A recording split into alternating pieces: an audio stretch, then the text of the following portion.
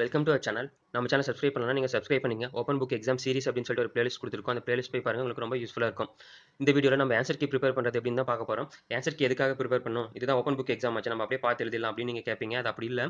நீங்க வந்து பார்த்தீங்கன்னா, ஆன்சர் கீயோட இம்பார்ட்டன்ஸ் உங்களுக்கு புரியல. ஸோ என்ன அப்படின்னு பார்த்தீங்கன்னா, நீங்க ஜென்ரலா நீங்க என்ன எப்படி எழுதுவீங்க எக்ஸாம 45 பேஜஸ் எழுதுவீங்க இல்லையா? அத கரெக்ஷன் பண்றதுக்கு யுனிவர்சிட்டிலேருந்து உங்களோட ஃபேக்கல்டீஸ்க்கு கரெக்ஷன் பண்ற ஃபேக்கல்டீஸ்க்கு ஒரு ஆன்சர் கீ குடுப்பாங்க. அந்த ஆன்சர் கீ எப்படி இருக்கும் அப்படின்னு பார்த்தீங்கன்னா, ஜஸ்ட் ஒரே ஒரு பேஜ் தான் இருக்கும். அப்படி இல்லைன்னா மேக்ஸிமம் ஒரு பேப்பர் தான் இருக்கும். அப்போ நீங்க 44 பேஜஸ் எழுதுறீங்க இல்லையா? ஸோ அது எல்லாத்தையுமே பார்த்தீங்கன்னா, அவங்க ஜஸ்ட் ஒரு பேஜ்ல ஒரு பேப்பர்லயே குடுத்துருப்பாங்க. ஸோ அதான் answer key, important key.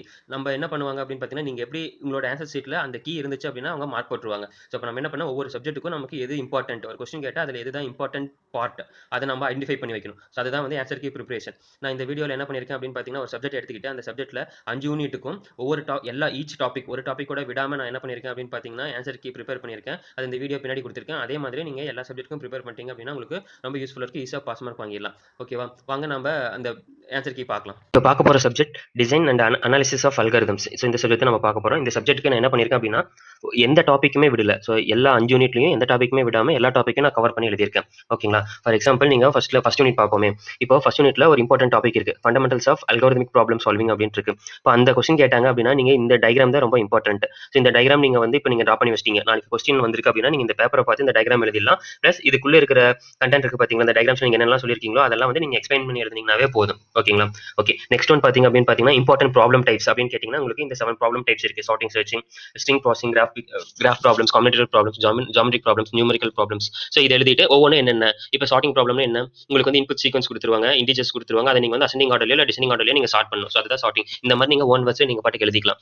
Third topic அப்படின்னு பாத்தீங்கன்னா, அனாலிசிஸ் ஆஃப் அல்காரிதம்ஸ் அப்படின்னு டாபிக். ஸோ இதுல வந்து நீங்க அனாலிசிஸ் பண்றது உங்களுக்கு என்னெல்லாம் வேணும், மெஷரிங் டைம் காம்ப்ளெக்சிட்டி வேணும், உங்களுக்கு ரன்னிங் டைம் வேணும், இன்புட் சைஸ் பேஸ் பண்ணி தான் நீங்க பண்ணுவீங்க, ஆர்டர் ஆஃப் growth வேணும். ஸோ அப்போ இந்த கொஸ்டின் அனாலிசிஸ் ஆஃப் அல்காரிதம் அப்படின்னு சொல்லி கேட்டாங்க அப்படின்னா, நீங்க என்ன பண்ணணும், இந்த டயகிராம் போட்டு இதுக்குள்ள இருக்கிறதெல்லாம் நீங்க எக்ஸ்பிளைன் பண்ணிடலாம்.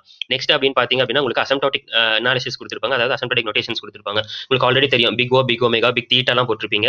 இப்போ பிக் ஓ அப்படின்னா அந்த ஃபங்க்ஷன் வந்து upper bounded by some function. Okay. அது பிக் ஒமேகா அப்படிங்கிறப்ப இந்த T of N time complexity is lower bounded by one function. Theta அப்படிங்கிறது வந்து both upper bounded and lower bounded by some G of N function. So அப்போ இந்த diagram வந்து நம்ம நீட்டாக நோட் பண்ணி வச்சுக்கிட்டோம். இப்போ எக்ஸாம்ல அசிம்ப்டாட்டிக் அனாலிசிஸ் கேட்டாங்கன்னா, இந்த 3 நோட்டேஷனும் போட்டு இந்த டயகிராம்ஸ் எல்லாம் போட்டீங்கன்னாவே உங்களுக்கு ஓகே ஆயிரும். பிளஸ் நீங்க கொஞ்சம் வேர்டிங்ஸ்ல நீங்க எழுதிக்கலாம். ஓகே. நெக்ஸ்ட் நீங்க பார்க்கும்போது பாத்தீங்க அப்படின்னா, ஆர்டர் ஆஃப் growth இருக்கு. ஆர்டர் ஆஃப் growth எப்படி இருக்கும், log n, n, அப்புறம் n log n, n square, n cube, 2 power n, 3 power n, அப்புறம் n பவர் n, அப்புறம் n ஃபேக்டோரியல் இருக்கும். ஓகேங்களா? ஸோ இதுதான் அது. அதுக்கடுத்து பாத்தீங்கன்னா வந்து ரிகர்சிவ் அல்காரிதம். ஸோ அல்காரிதம்ஸ் வந்து 2 டைப்ஸா பிரிக்கலாம், நான் ரிகர்சிவ் அண்ட் ரிகர்சிவ். ஸோ நான் ரிகர்சிவ் நம்ம எப்படி சொல்லலாம் அப்படின்னு பாத்தீங்கன்னா, ஐட்டரேட்டிவ் அல்காரிதம்ஸ்னு சொல்லலாம். ஸோ இப்போ பாத்தீங்க அப்படின்னா, finding minimum value are finding maximum value ஒரு எக்ஸாம்பிள் எடுத்துக்கிட்டேன். ஸோ அந்த எக்ஸாம்பிளுக்கு அல்காரிதம் எழுதிட்டேன், அதனோட அனாலிசிஸ் போட்டு வச்சுட்டேன். அதே மாதிரி ஒரு 3 ப்ராப்ளம் எடுத்திருக்கேன். செகண்ட் ப்ராப்ளம் பாத்தீங்கன்னா, எலமெண்ட் யூனிக்னஸ் ப்ராப்ளம். அந்த எலமெண்ட்ல டூப்ளிகேட்டட் வேல்யூஸ் இருக்கா இல்லையான்னு பார்க்கறது அந்த எலமெண்ட் யூனிக்னஸ் ப்ராப்ளம். அதை எடுத்து அதனோட ஒஸ்ட் கேஸோட டைம் காம்ப்ளெக்சிட்டி எழுதியிருக்கேன். அடுத்து மேட்ரிக்ஸ் மல்டிபிகேஷன் பாத்தீங்கன்னா அதனோட தான் எழுதியிருக்கேன். நெக்ஸ்ட் ரிகர்சிவ் அல்காரிதம்ஸ்க்கு நமக்கு வெல் நோன் எக்ஸாம்பிள் தெரியும், ஃபேக்டோரியல் அண்ட் ஃபிபனோசி. ஸோ அதை நீங்க வந்து ஒரு எக்ஸாம்பிள் எழுதிக்கங்க. பிளஸ் உங்க புக்ல டவர் ஆஃப் அனாய் கொடுத்திருப்பாங்க. இப்போ டவர் ஆஃப் அனாயில் இம்பார்ட்டன்ட்டா இருக்குது அப்படி என்னன்னு பாத்தீங்கன்னா, இந்த ரெக்கரன்ஸ் ரிலேஷன். அந்த ரெக்கரன்ஸ் ரிலேஷனை சால்வ் பண்ண answer order of 2 power n வரும். அதை நீங்க நோட் பண்ணி வச்சுக்கங்க. பிளஸ் இப்போ நீங்க ஒரு டயகிராம் கொடுத்திருப்பாங்க இல்லையா, இந்த ஆக்சிலரி பெக் கொடுத்திருப்பாங்க, டிஸ்க் கொடுத்திருப்பாங்க, அதெல்லாம் நீங்க வந்து நோட் பண்ணிட்டீங்கன்னா உங்களுக்கு முடிஞ்சு. ஓகேங்களா? ஸோ இவ்வளவுதான் ஃபர்ஸ்ட் யூனிட். இப்போ இந்த ஃபர்ஸ்ட் யூனிட்ல இருந்து நீங்க என்ன கொஸ்டின்ஸ் கேட்டாலும் இந்த ஒரு பேஜ் வச்சு நீங்க வந்து ஃபில் பண்ணிடலாம். இதே மாதிரி நான் என்ன பண்ணிருக்கேன் அப்படின்னு பாத்தீங்கன்னா, யூனிட் 2 க்கு எழுதியிருக்கேன். க்ளோசஸ்ட் பெயர் ப்ராப்ளம், கான்வெக்ஸ் ப்ராப்ளம் என்ன, டிவைட் அண்ட் கான்கோருக்கு அந்த ஸ்ட்ராட்டஜி எழுதியிருக்கேன், மெட் ஷார்ட் எழுதியிருக்கோம், குயிக் ஷார்ட் எழுதியிருக்கோம், பைனரி சர்ச், இப்போ மல்டிபிகேஷன் இன் லார்ஜர் இன்டிஜர்ஸ் எல்லாமே எழுதியிருக்கேன். நீங்க நினைக்கலாம் நான் ஃபர்ஸ்ட் ஹாஃப் படிச்சா போதும், செகண்ட் ஹாஃப் வந்து படிக்க தேவையில்லை, எனக்கு ஃபர்ஸ்ட் ஹாஃப்ல எல்லாம் வந்துரும் அப்படின்னு நீங்க நினைக்கலாம். ஆனா அது தப்பு. என்ன அப்படின்னு பாத்தீங்கன்னா, இப்போ செகண்ட் ஹாஃப்ல சப்போஸ் வந்து ஒரு டஃபா நீங்க ஃபர்ஸ்ட் ஹாஃப் படிச்சிருக்கீங்க, செகண்ட் ஹாஃப் வந்து பாத்தீங்க அப்படின்னா படிக்கல.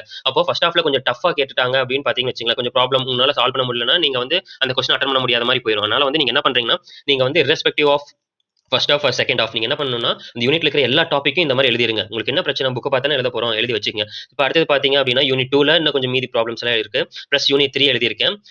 யூனிட் 4 ஒரு பேஜ் அண்ட் யூனிட் 5 வந்து ஒரு பேஜ். ஸோ டோட்டலா பாத்தீங்கன்னா வந்து உங்களுக்கு 7 பேஜஸ்ல இந்த சப்ஜெக்ட் என்டையர் சப்ஜெக்ட் 5 யூனிட்ஸ்ல ஒரு டாபிக் கூட விடாம நான் எழுதியிருக்கேன். இப்போ எனக்கு வந்து இந்த சப்ஜெக்ட் எக்ஸாம் அப்படின்னா என்ன பண்ணுவேன், இந்த 7 பேப்பர் எடுத்து நான் லைனா வச்சுப்பேன். என்ன கொஸ்டின் கேட்கறாங்க, ஓகே இந்த பேப்பர்ல அதை ஐடென்டிஃபை பண்ணுவேன், இதுல இருக்கிறத அப்படி நீட்டா வந்து எழுதுவேன். பிளஸ் இது கூட வந்து கண்டென்ட் நான் ஓரலா கொஞ்சம் கொஞ்சம் எழுதினாவே போதும், நான் ஈஸியா நான் பாஸ் ஆயிடலாம். நீங்க வந்து நெட்ல பார்த்தா அப்படியே எழுதினீங்கன்னா கூட ஃபுல் மார்க் கொடுக்க மாட்டாங்க. நீங்க ஓனா எழுதினீங்கன்னா மட்டும் தான் ஃபுல் மார்க் கொடுப்பாங்க. இது உங்களுக்கு ரொம்ப யூஸ்ஃபுல்லா இருக்கும். ஓகேங்களா? ஓகே. நான் இதை ப்ரிப்பேர் பண்றதுக்கு அப்படின்னு பாத்தீங்கன்னா, நான் ஒர்க் பண்றதுனால இருக்கிறதுனால டெய்லி 2 ஹவர்ஸ் தான் எனக்கு டைம் கிடைச்சிச்சு நைட் டைம்ல. ஸோ டெய்லி 2 ஹவர்ஸ் நான் வந்து 5 டேஸ் உட்காந்து ப்ரிப்பேர் பண்ணேன். அதாவது 10 ஹவர்ஸ் எனக்கு ஆயிருக்கு.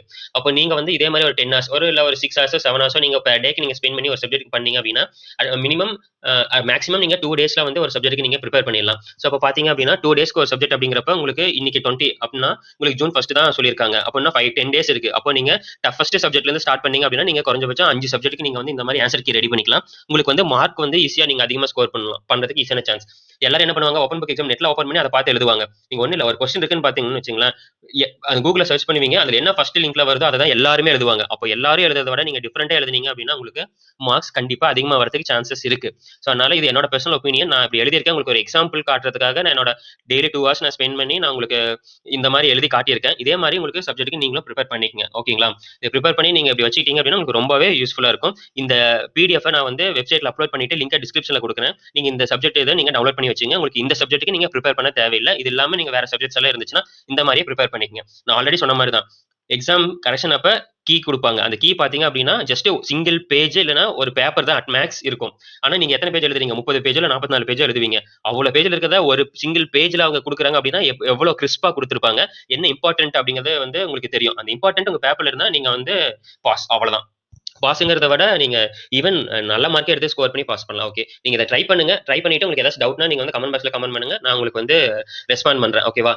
சிஎஸ்சி டிபார்ட்மெண்ட் ஓரியன்டட் சப்ஜெக்ட்ஸ் எல்லாம் எனக்கு கொஞ்சம் ஃபெமிலியரா இருக்கும். உங்களுக்கு ஏதாச்சும் டவுட் இருந்துச்சுன்னா கூட நீங்க சிஎஸ்சி ரிலேட்டட் சப்ஜெக்ட்ஸ் நீங்க எதுவா இருந்தாலும் சரி, CSC, IT and other department CSC department subjects படிப்பீங்க இல்லையா? ஸோ அதில் நீங்க எதனாலும் சொல்லுங்க. டேட்டா ஸ்ட்ரக்சர்ஸ் இந்த மாதிரி கம்ப்யூட்டர் ஆர்கனைசேஷன்ஸ், பைத்தான் ப்ரோக்ராம் எதனாலும் கேளுங்க. எனக்கு தெரிஞ்சதை நான் உங்களுக்கு ஷேர் பண்றேன். ஓகேங்களா? ஓகே, தேங்க்ஸ் ஃபார் வாட்சிங். தேங்க்யூ.